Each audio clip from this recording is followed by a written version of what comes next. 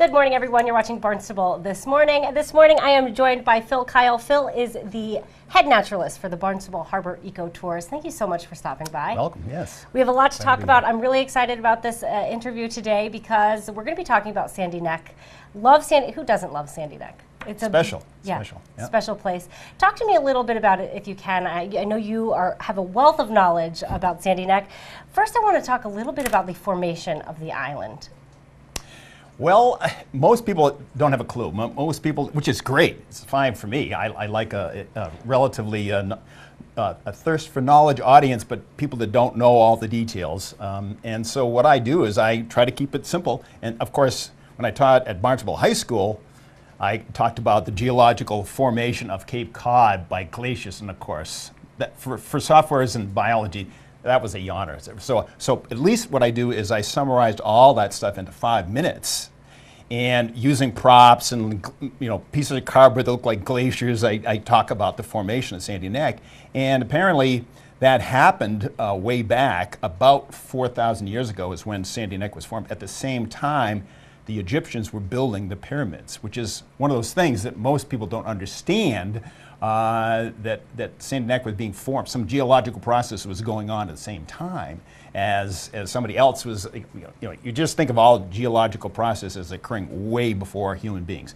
This was very exciting because the sand, basically, which was over in Plymouth, those white cliffs, those sort of the sandy cliffs, got eroded by that in wintertime. And the sand moved down and formed Sandy Neck slowly. And that is what changed the whole appearance of at least the Cape and Barnstable Harbor, for sure. Wow, so cool. I want to talk a little bit about the history of Sandy Neck. Right now we think of Hyannis Harbor as the center of activity. But there was a time when Hyannis Harbor was not the center of the activity. They didn't want to go around the Cape. And so Barnstable Harbor was the place to be, and there were actually trips to and from Boston.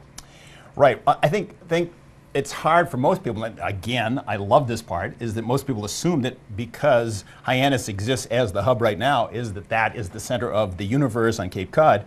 And so what I talk about is the fact that everybody on the Cape at one point was boat dependent. I mean, you didn't take a stagecoach up to Boston. That was a long, dusty, there were no paved roads. It was just nobody did that.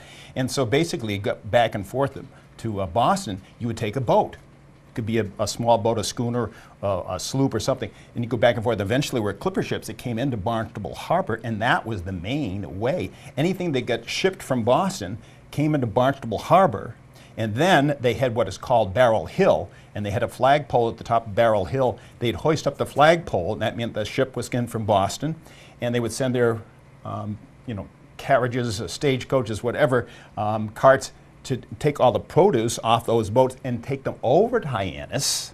It's a lot easier than sailing all the way around.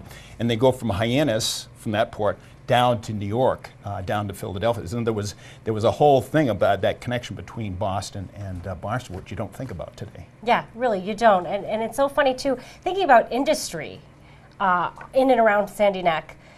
There was industry in and around Sandy Neck. Well, this is what most people don't understand, is that, the big products that were shipped up to Boston was obviously the glass and sandwich glass company. The products made, the fulling mills down at Marston's Mills made a lot of cloth that was shipped up there to Boston. It turns out that a lot of the salt, there was at one point Barnstable, Loring Crocker from Barnstable Village made about 50% of the salt used in Massachusetts in 1830. Wow. So, I mean, a lot of salt, excess salt, was shipped up to Boston as a result, and that's something, again, that most people are unaware of. That's great. Yeah, really, really cool stuff. Also wanted to talk a little bit about the Lighthouse. I mean, we think of Sandy Neck, we think about the Lighthouse, we think about the cottages there. Talk to me a little bit about that Lighthouse. Well, it's one of those things that it turns out that there were a lot of people that spent their summers way back in the 1800s, actually lived out there and attended to fishing weirs and lobster pots. Believe it or not, there were lobsters around back then. They did all this, and eventually those fishing shacks or summer cottages were changed into permanent dwellings that were used by the people. There's no running water. There's no electricity, and there's no bed and breakfast. I mean, a lot of people can't believe when they see the lighthouse and they see the cottage colony, they immediately want to figure out what the amenities are, and there aren't any. I mean, all those houses is sort of like camping out inside a house, and so you have your propane tanks. Propane runs the refrigeration, and you have pumps that pump up water. Believe it or not, there is rainwater that sinks down through the sand and is used to pumped up by all those cottages, and that, believe it or not, is lighter than ocean water, so it floats right on the top. I mean, I'm getting too scientific, but basically there is fresh water out on Sandy Neck, which most people don't think about. They just think of it. And those cottages are still very popular today. People Yes. still, are they privately owned? Well, it turns out that most of them they're not like the Cape Cod National Seashore, where if the present owner passes away, there is a special clause that say, okay, you can't, it becomes property of the Cape Cod National Seashore. It turns out that, it just goes on through the family, and even the Lighthouse, which became basically a boon or an asset to Barnstable Harbor and the boats that came in there. Once there was not much boating traffic, the Lighthouse became defunct. The federal government said, okay, that's it, we can't do it any longer. And so what happened is it was opened for private sales. They bought it, and private people bought this lighthouse. And for a long time, unfortunately, when the Coast Guard deactivated it, they took the lighthouse right off the top. So you go out in a boat out of Sandy Neck or near Sandy Neck, and you'd see a lighthouse without any light on the top. And that's how I first saw it, because I was on the whale watch at the time, and you'd see this lighthouse with no light or anything on the top. And then eventually it got reinstalled, relit back in 2007, and so it's an aid to navigation right today. Wow. Yeah. So cool, so Yeah. cool. Talk to me a little bit about the marine life at Sandy Neck. How is it different? Well, the thing about Sandy Neck, which makes it special, is first of all, one thing I tell people right away is there is a change in tides of almost 12 feet on a regular basis, which is a lot. Most people that either come from off Cape or come from the Sound side of the Cape, Hyannis side, are familiar with that very small 2.5, maybe 3 feet difference. On this side of the Cape, on the Cape Cod Bay side of the Cape, it's a regular 11, 12-foot change between high and low tide. 60% of Barnstable Harbor is exposed at moon low tide. I mean, that's something that most people don't understand. And of course, being the naturalists, we're obviously controlled by the tides. We can't go out at low tide when it's near a full moon because there's no water for us to go into. And so what happens is we get a first-hand look at things like we've seen stripers underneath the boat. It's not quite a glass-bottom boat, but you look over the side and there's nothing but sand underneath it. You can see 50, 60 big. Well, this is almost like a fish story. But anyway, it's that big, and these striped bass are swimming back and forth, they're one of those fish that are sort of like herring. They stay inside the marsh for a long time until they get big enough, and then they go out and they can mess around with the larger fish outside in Cape Cod Bay, but pretty much they stay inside the harbor. And there's a lot of things. We see horseshoe crabs. We see, basically, it's a resting spot for birds. A lot of the shorebirds come there in the spring and also hang out in the fall before they migrate south. So it's very exciting for somebody like me who's a naturalist who likes to see birds and different animals. I experienced something really cool one time when I went to Sandy Neck. I was there very late at night.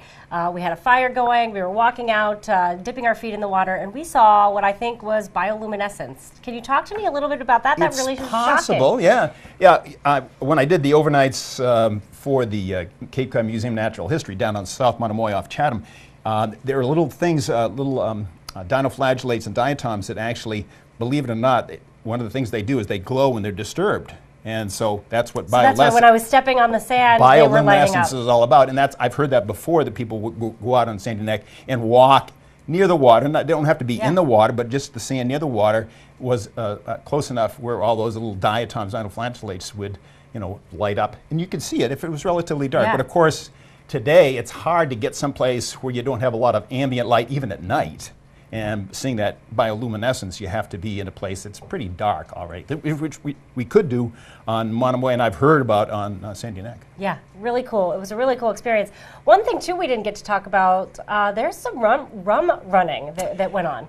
Well, a lot of people don't know about that, and that I just found it was very interesting, and more I found out about was that during the Prohibition era, early 1900s or so, obviously you couldn't drink in public, you couldn't manufacture any alcohol, you couldn't do anything with, in terms of alcohol. So what happened is some people, even some of the people that tried to make a living with fishing, just turned to rum running instead. And so they go out to these motherships, which would be out beyond the state limit in terms of, so they have to go out a couple of miles, 2 or 3 miles, and they would pick up illegal alcohol in speedboats, usually rum or some kind of stuff that's manufactured either in Bahamas or someplace, and they would try to outrun the Coast Guard on the way back to Barnstable Harbor. And of course that was very exciting, because if you got caught, that's it. You went to jail and you went, they threw away the key. But so what happens is, unfortunately, there were so many different things. One of the things, the big thing, a woman was staying overnight with a friend on Sandy Neck, and she heard about, she heard all this alcohol going into the cottage next door in the middle of the night. And so she got up the next morning, and her husband was a state legislator, so she had to feel like she had to do her civic duty. So she went ashore, contacted the police, they came out, they searched this cottage, they found absolutely nothing. So they found out later that the lighthouse keeper had warned the people in the cottage, you want to put your alcohol someplace else because the police are coming. But I think the most exciting thing for me was finding out in Martha's Vineyard, there was this guy who had a boatyard, he built boats, and what he did is he went out and he had this wooden boat. I mean, most of them were just big, huge, metal boats, but he had a boat out there, and they went out and they actually got his alcohol, but he wasn't in it to make money like 99.9% of the people were, to make money from this illegal activity. He was well-to-do. He had his money. So he didn't dilute his alcohol at all. And his last name was McCoy. You've heard the expression, yes, real McCoy? Yep. This comes from, well, 95% of the people say it came from the fact that his last name was McCoy and he didn't water down his alcohol. And so it was the real McCoy. That was the real McCoy. Yeah. Anything else you want our viewers to know about Sandy Neck? Well, I mean, it's been so, I mean, I've been out on Sandy Neck many, many times on foot. I've been out in vehicle, four-wheel drive vehicle, but on the water, it's just a whole completely different place. Like I said, I taught biology in Barnstable, so I'm familiar with Sandy Neck, but it's amazing how close we get to things. We talk about, you see the old gunning shacks, the whaling industry. When it started, I mean, it is exciting to be out there, and I look forward every summer to doing that on my summer job, yes. Great, well, thank you so much Sure. for stopping by. I've had such fun talking about Sandy Neck. Great. Loved learning all about it. Great. Excellent. Phil Kyle is the head naturalist for Barnstable Harbor Eco Tours. For Barnstable This Morning, I'm Sarah Mantle.